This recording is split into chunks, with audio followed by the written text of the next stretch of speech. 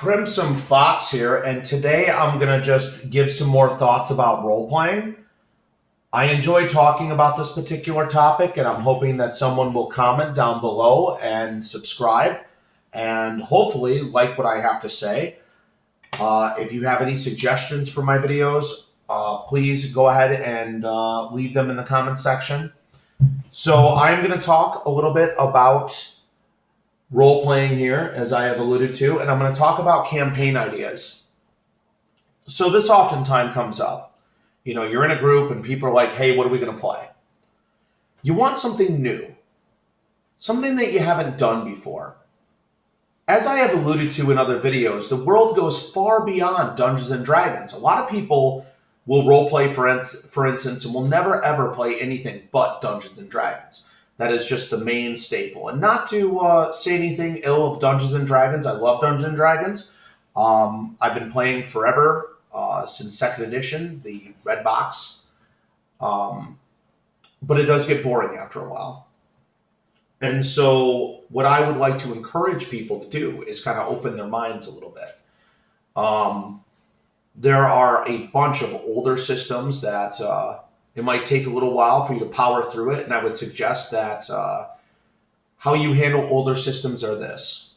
Let's say that you wanted to play Mech Warrior, for instance. Pick another person in your group, if you're the storyteller, and literally rip the entire book apart. Like, go through the rules, do some play tests with that guy. Take a couple months to figure it out. If that's how long it takes you to figure something out, to read through a book, to practice it, whatnot, go ahead and do it. Once you understand it, obviously, it will be much easier to teach your group so that they don't get frustrated with, different systems. Like if you're playing Palladium, you definitely need to read Palladium. And if you haven't heard of Palladium, they have several good games, After the Bomb being one of them. And of course, the Robotech system, which I highly recommend that people give that a shot. But coming up with ideas can be difficult. So if you want, you can go and grab just another system and try to figure it out, because being able to try new ideas in a group is paramount to that group's long-term survival. You can play the same game with a lot of people, but it takes a really particular skilled group of role players to think outside the box. So what I mean by this is, for instance, I've ran games about World War II. I put people on the ground as soldiers, and in order to run this particular game, I used the World of Darkness. You could obviously use the older editions of it, or you could use the newer edition, which is what I use. I researched the idea extensively, found out what the typical battle tactics were. Everybody had their place in the squad. I did my best to recreate the idea of them going through a war. For instance, when I did bombing and they were in bunkers, sometimes I would flick the lights on and off when I was running with them in the game. And then I would play like bombing sounds on YouTube so that they could feel like they were there. Because that's really at the crux of good role playing, isn't it? Making the players feel that they're actually there. I looked up the food at the time, and this is an idea I do with my group, but I'd like to, throw it out there. During the course of your campaign, it is nice to do things to dive further into the era. When I played a Roman era game, we actually looked up as many Roman recipes as we could find. And we, obviously with Roman recipes, they don't have exact ingredients, but we tried to recreate the recipes. We had like a huge feast day. And we were just sitting there relaxing, trying to do things as the Romans would, per se. Kind of a role-playing party. So we ran our characters while we were eating dinner and everything, and acting like it was an official imperial banquet. We were all, senators and generals and other things. It was rather entertaining. So that is a suggestion I have for people that are just running games and they're looking for something new. Another thing that you can do is look up the slang of an era and try to go over it so that you can do some traditional slang and kind of throw it out there. Like I was running a Mafia game, for instance, and I wanted to talk about a girl that I didn't particularly say fine pretty. So I said that, hey, look over there. She ain't no spring chicken. You know what I'm talking about? And people loved it. So I highly suggest that you incorporate slang into any historical game if you happen to be running that. And if I'm running all over the place with this video, just realize it's just me with my crazy chaotic mind rambling about role playing. So let's just get into it a little bit more. The other thing that I would recommend when coming up with, say, new ideas is you can take ideas from movies and translate them in the role playing games, and you don't have to necessarily make them the same. Like, for instance, if I'm looking for character ideas, I might watch a movie or read a book for inspiration. Believe it or not, oftentimes some of the great storytellers will cheat a little bit. It kind of helps if somebody just has that stuff ready for you to grab. Like, for instance, if I was doing a Gandalf type character and I knew kind of what, Gandalf does and everything, I can call him Bob and have a basic idea of how I want to run that character. And that may sound like, hey, you're being unimaginative. Yeah, maybe, but at the same time, saving time when you're building can be invaluable. If something is already there and built and a good prop for your game, saving that time can enable you to kind of focus on some other things and build a little bit more efficiently and quickly with your story, particularly in regards to the NPCs and how you want to play them. And I also recommend that if you play like these NPCs that I just mentioned here, that you try to incorporate different accents and voices. You're not always going to get it right, but it's nice if a storyteller tries. It really is. I think a lot of people appreciate that. To see a storyteller kind of put himself out there and act the role. Oftentimes I'll try to do body language. I'll, quirk eyebrows at people. Try to talk in the voice of the person I'm trying to portray. If the person always folded their arms in their body language, I'll actually fold my arms and try to engage in some limited acting, per se. I think people really appreciate that in stories. And I think that you should really take the effort as a storyteller to do that. That it is not simply enough to say, go into, all right, let's say you're running a session and they're in a spaceship and you're kind of like, the spaceship flies in space. The lasers ignite and shoot forward. A ship explodes. Blah, blah, ha, blah, ha, ha, ha, ha, ha. That's boring. You need to have passion in your voice. You need to have excitement in your voice. You need to be able to translate your emotional feelings onto the players directly. And if you can't do that, you're failing in this regard. So it does not hurt for you to try. Everybody likes if a storyteller tries. You're not always going to get it right. Sometimes your players might look at you awkward, but do not let that destroy your confidence in what you're doing. Be strong. A lot of people are a little bit shy when it comes to storytelling. I've noticed this, particularly with people who just got into role-playing. Don't be. Role-playing, you're going to break a lot of barriers in yourself. You're going to be dealing with a lot of different ideas and types of characters, particularly if you're a storyteller, from villains to people who are good guys, to people who are, mercenary and mercurial and evil and dastardly. Put yourself out there sooner rather than later. You'll thank me once you get over your stage fright. Oftentimes, like I said, I will do my best to look into something new to play. I have been playing role-playing games for a number of years, and so D&D just doesn't cut it all the time for me anymore. If you guys are looking for something new to play, Call of Cthulhu is a very, very good game. I highly suggest you look into it.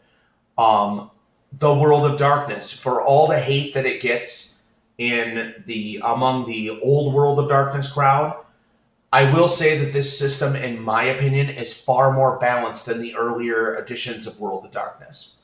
In the earlier editions, it just seemed a lot more broken. There was a lot less story continuity. And some of the books obviously are better than others. A lot of people don't like the vampire book or the werewolf book, but they say that the mage game is particularly good and that the hunter game is particularly good.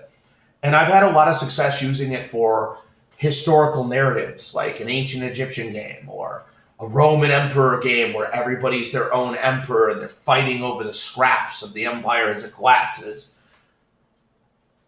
To a game about prohibition mafia, to whatever it is you're trying to do. Currently, I'm doing a zombie game, for instance. Kind of based off, all the, like, for instance, it was there are certain things that I cannot reveal about this game because if my players watch this video, they're going to be like, now we know all his secrets. He will never be able to fool us now. I'm not going to allow that. But needless to say, I came up with some unorthodox ideas for my zombie game. But also a television series can be run. We ran a Star Trek game, and we had a wonderful time with that. We ran old 1960s-esque Star Trek, with Captain Kirk and all of that. My point is, think outside the box. Dare to try something even a mite bit controversial. Just make sure that you do it in an environment that will be good for that. You shouldn't be talking about certain things in a gaming shop. After all, everybody has their own comfort level when it comes to role-playing, I suppose. But you have to be considerate of other people. Like, I know, if you're in a game shop, for instance, whatever subject matter you approach, be respectful of the people around you. Because there are all kinds of people of different ages and whatnot that go into a gaming shop. However, I don't know how graphic you guys get with your games when describing gore or other details, but that's up to you. Always keep age appropriateness when you're telling stories. Consider the environment, so to speak. I would say that the best games, in my opinion, are played at home with a small group. Personally, I try not to go over 6 or 7 people tops. And when I run,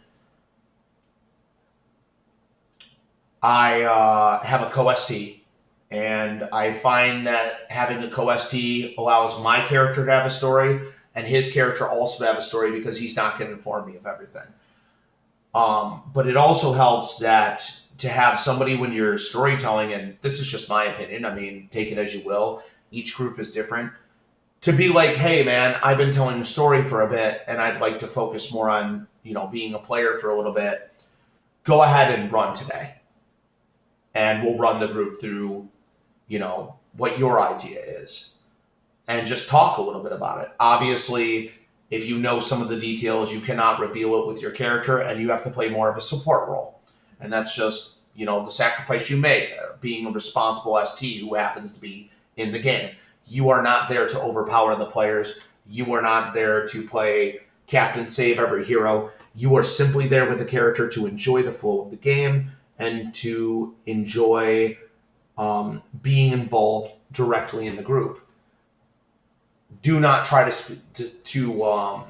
steal the spotlight. Let other people have that. You are here to entertain and maintain a high standard. I notice, since I'm just ranting all over the place here, I notice, for instance, when people play role playing games and there's storytellers who play, that oftentimes that storyteller will play a character that seems absolutely overwhelming to the game. Oh, the storyteller character's always leading us forward. Oh, the storyteller character's always solving our problems. All the storyteller characters, an all powerful, almighty God, and we're really bored. That is something to avoid at all costs. You're just there to provide something, which the group needs, but will not overpower or overshadow your players. So storytellers who want to play in a game, if you're going to do it right, do it that way. Nobody likes going into a game as a player and feeling small and insignificant. If your players feel small and insignificant, they will not roleplay with you. They might put up with it for a while, but they will gradually quit. There is a sacrifice that comes in being a storyteller. It's not about you. It's not about you. It's about the players. Obviously, you will enjoy the game through the actions of the players. But at the same time, it's their game. You are the judge. You are the storyteller. You will provide a good environment for your players. But it is not your job to dominate that environment. Only to make it possible with your imaginative mind. The other thing to remember along this lines is that a lot of storytellers will oftentimes get angry that a player didn't do that thing that they wanted them to do. It's not about what you want your players to do. I'm going to say that right now. Obviously, as a storyteller, you all have plans. Everyone has a plan. Everybody hopes that your players will accomplish certain tasks, but that doesn't always happen. There's no shame in helping them once in a while. There is a shame in giving them all the answers all the time. Don't do that. Bad idea. But be prepared. Your players will surprise you. They will come up with ideas that you didn't think of. They will frustrate you at times. Take it all in stride. If you are a bit frustrated, take it as your players are matching wits with you and making your whip all the sharper for it. Your wit will grow. Your creativity will grow as you continue to storytell and continue to get better and better at it. Everybody starts somewhere. Don't get frustrated. 100%. Just don't do it. So dare to be original is really my thoughts and my hopes for every ST out there. A lot of times beginning STs get, like I said, really frustrated and they end up quitting and they don't go back to the world of ST because they think it's too hard. To which I have to say this: everything in life that is worthwhile is hard. There is nothing easy that is worthwhile. Everything that you really want and you really strive for to get the esteem of others and to be creative takes effort. So, hold that to heart and act off it always. Anyway, if you'd like to throw your story ideas out there, or you'd like to ramble with me about storytelling, you want to tell that interesting character story, go ahead, post in the comments below. Please share your thoughts. But anyway, that's just a rant about storytelling and role-playing and other things. I will hit you up with another rant at some point in time. If you guys would like to ask for me to discuss a topic in role-playing, by all means do so. In any case, Crimson Fox signing off. Happy role playing. Goodbye.